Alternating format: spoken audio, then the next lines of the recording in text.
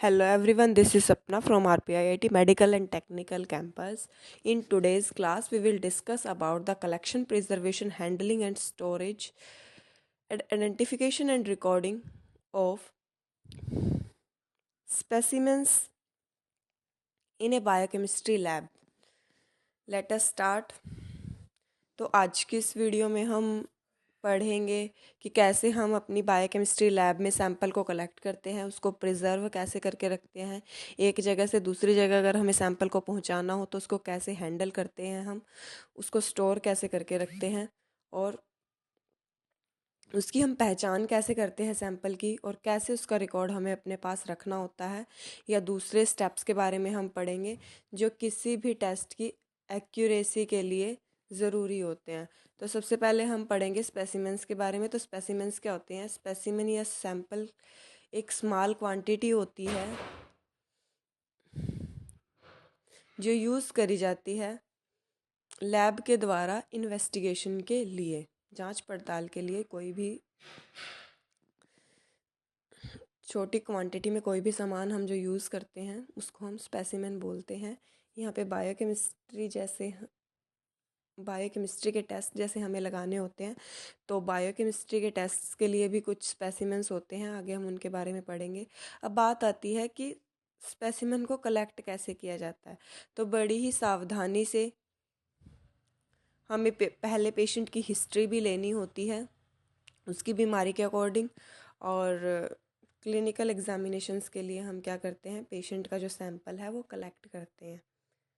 तो सबसे पहले हम फर्स्ट स्टेप के बारे में पढ़ेंगे। तो सबसे पहला स्टेप क्या होता है? रिसेप्शन। यानी जब भी कोई पेशेंट लैब में आता है तो सबसे पहले वो पेशेंट रिसेप्शन पे डील करता है, और रिसेप्शन पे जो एक लैब टेक्नीशियन है वो भी अपने पेशेंट से डील करता है उसके टेस्ट और सैंपल के रिगार्डिंग।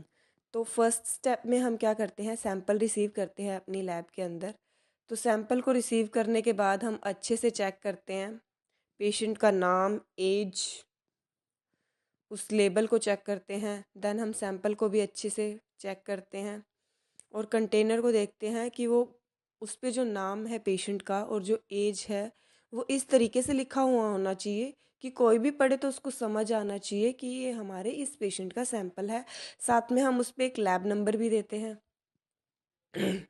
और फिर हम फिल करते हैं रिसेप्शन पे एक रिक्विजिशन फॉर्म, जिसमें हमारे पेशेंट का सारा डाटा होता है, उनका नाम, एज और उनको टेस्ट कौन सा कराना है, प्लस हमने उसको लैब में नंबर कौन सा दिया है, ये सारा डाटा उस रिक्विजिशन फॉर्म में प्रेजेंट होता है।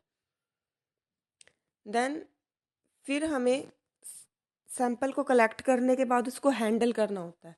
तो नेक्स्ट अब हम उसको हैंडल करने के बारे में पढ़ेंगे कि कैसे हमें किसी सैंपल को सेफली हैंडल करना है।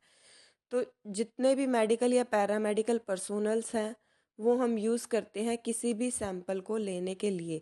अब हमारे मेडिकल और पैरामेडिकल पर्सोनल्स में आ जाते हैं, जैसे कि एक लैब टेक्नीशियन को एप्रन डाल के रखना चाहिए, प्रॉपर ग्लव्स उसके हाथों में होने चाहिए, सैंपल कलेक्ट करने से या लेने से पहले उसको अपने हैंड्स वगैरह स्टेरलाइज कर लेने चाहिए, उसके हैंड्स स्टेरलाइज होने चाहिए, ग्लव्स के साथ होने चाहिए, और मुंह पे मास्क लगा होना चाहिए एक लैब टेक्नीशियन के, जब भी वो किसी भी बायोकेमिकल स्पेसिमेन को हैंडल कर रहा है उस टाइम पे।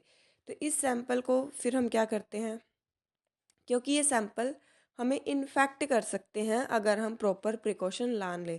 तो इन्फेक्शन से बचने के लिए, अपनी हेल्थ को मेंटेन रखने के लिए हमें ये प्रिकॉशंस लेना ज़रूरी होता है, जैसे एप्रन डालना, मास्क डालना, ग्लव्स डालना, शूज़ पहनना, हेयर हमारे टाई होने चाहिए, ताकि किसी भी तरीके से ताकि हमें किसी भी तरीके से इन्फेक्शन ना हो। आज की वीडियो में हम इतना ही स्टडी करेंगे, नेक्स्ट हम अगली वाली वीडियो में स्टडी करेंगे। Thank you.